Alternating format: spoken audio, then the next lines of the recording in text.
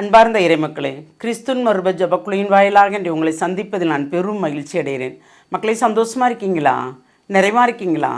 மகிழ்ச்சியாக இருக்கீங்களா? மன அமைதியாக இருக்கீங்களா? மக்களே, எல்லா நிலையிலும் ஒன்று போல் இருந்தால் நாம் நிறைவாக இருப்போம். ஏனென்றால் வழிநடத்துவது நம்மளை இறைவன் எது தேவையோ அதை அவர் நமக்கு தருகிறார். யார் மூலமாக நமக்கு உதவி செய்கிறார் இல்லையா?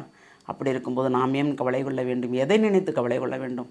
அதனால் அவரோடு இணைந்திருப்போம். ஒவ்வொரு நாளும் இறை வார்த்தையை நிறைவாக வாசிப்போம், கேட்போம். அப்படி கேட்கும்போது அதில் நமக்கு ஒரு வார்த்தையின் மூலமாக அவர் நம்மளை தேற்றுவார். இன்று அவர் நமக்கு என்ன இறை வார்த்தை தருகிறார் பார்ப்போமா? மத்தேயு எழுதிய நற்செய்தி அதிகாரம் 5 இறை வார்த்தை 13 16 முடிய. நீங்கள் மண்ணுலருக்கு உப்பாய் இருக்கிறீர்கள். உப்பு உவர்பற்று போனால் எதை கொண்டு அதை உவர்ப்புள்ளதாக்க முடியும்? அது வெளியில் கொட்டப்பட்டு மனிதரால் மிதிக்கப்படும், வேறு ஒன்றுக்கும் உதவாது. நீங்கள் உலகிற்கு ஒளியாக இருக்கிறீர்கள். மலை மேல் இருக்கும் நகர் மறைவாக இருக்க முடியாது. எவரும் விளக்கை ஏற்றி மரக்காலுக்குள் வைப்பதில்லை, மாறாக விளக்குத்தண்டின் மீதே வைப்பேர். அப்பொழுதுதான் அது வீட்டில் உள்ள அனைவருக்கும் ஒளி தரும். இவ்வாறே உங்கள் ஒளி மனிதர் முன் ஒளிர்க. அப்போது அவர்கள் உங்கள் நற்செயல்களைக் கண்டு உங்கள் விண்ணகத் தந்தையை போற்றி புகழ்வார்கள். Praise the Lord. நீங்கள் உப்பாக இருக்கிறீர்களா பிறருக்கு?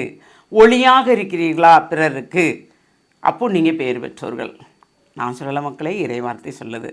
உப்பு உவர்பற்று போனால், உங்களால் யாருக்கும் பிரயோஜனம் இல்லாமல் போனால், பயனில்லை என்றால், நாம் வெளியில் கொட்டப்பட்ட உப்புக்கு ஒப்பானவர்கள் இல்லையா?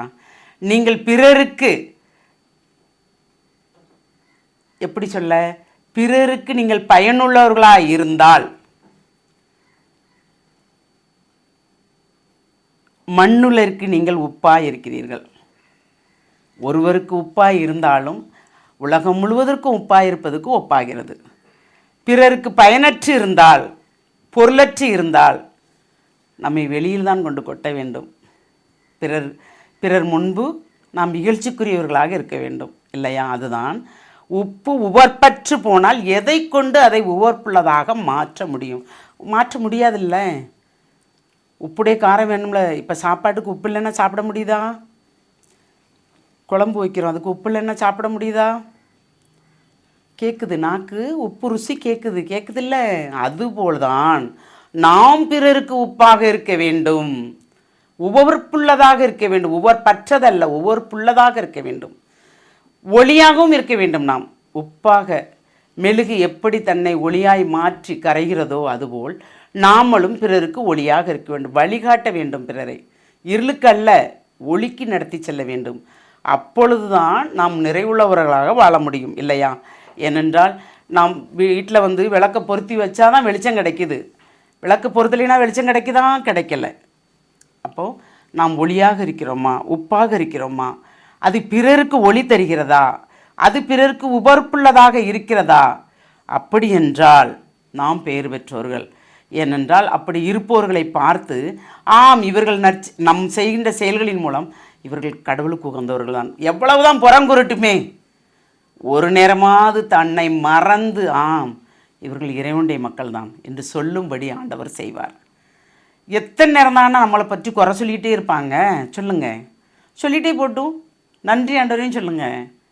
நீங்கள் நல்லது செஞ்சு உங்களை குறை சொன்னால், இறைவா உமக்கு நன்றி, இந்த வார்த்தை அவர்கள் நாவில் வைத்ததற்கு நன்றி அப்படின்னு சொல்லி பாருங்களேன். அப்படி சொல்லும்போது எல்லாமே நமக்கு நிறைவாக இருக்கும். அப்போ நாம் உப்பாக இருக்க வேண்டும், ஒளியாக இருக்க வேண்டும். எப்படி? வீணான உப்பாக அல்ல, வெளியில் கொட்டப்படும் உப்பாக அல்ல, உவர்ப்புள்ள உப்பாக, காரமுள்ள உப்பாக. ஒரு கல் போட்டாலும், ஒரு கல் உப்பு போட்டாலும் காரமாக இருக்க வேண்டும். நாம் இருப்போமா? ஒரு கல் உப்பாக நாம் இருப்போமா? அப்படி இருந்தோம் என்றால் நாம் தான் பேர் பெற்றோர்கள். சிந்திப்போமா? எல்லாம் வல்ல இறைவா, ஆமாண்டவரே, நீர் ஒவ்வொரு ஓமையின் மூலமாக எங்களை தேற்றுகிறீர், எங்களை திடப்படுத்துகிறீர். ஆமாண்டவரே, நாங்கள் எப்பொழுதும் உமக்கு உகந்த வாழ்க்கை வாழும்படியும் பிறருக்கு பயனுள்ளதாக இருக்கும்படியும் எங்களை நீர் ஆசீர்வதிக்க வேண்டும். எல்லாம் வல்லவரே, 10ஆம் வகுப்பு, 11ஆம் வகுப்பு, 12ஆம் வகுப்பு ரிசல்ட், அவர்கள் எழுதிய பரீட்சைக்கு ரிசல்ட் வரும்போது நல்ல மார்க்கை கொடுத்து உம்முடைய பிள்ளைகளை நிறைவாக ஆசீர்வதியும் ஆண்டவரே. எல்லாருமே உம்முடைய மக்கள் தான் ஆண்டவரே. யாரையும் பின்தள்ளாதவாறு அவர்கள் நிறைவான மதிப்பெண் பெற்று நிறைவுள்ள மக்களாக வாழும்படி தேவன் நீர் ஆசீர்வதிக்க போகிற அந்த கிருபைக்கு நன்றி கூறி எங்களை முழுமையாக உம்முடைய இரக்கத்துக்குள் ஒப்புக் கொடுக்கிறோம். ஜெபம் கேட்கும் நல்ல பிதாவே. ஆமேன், ஆமேன், ஆமேன்.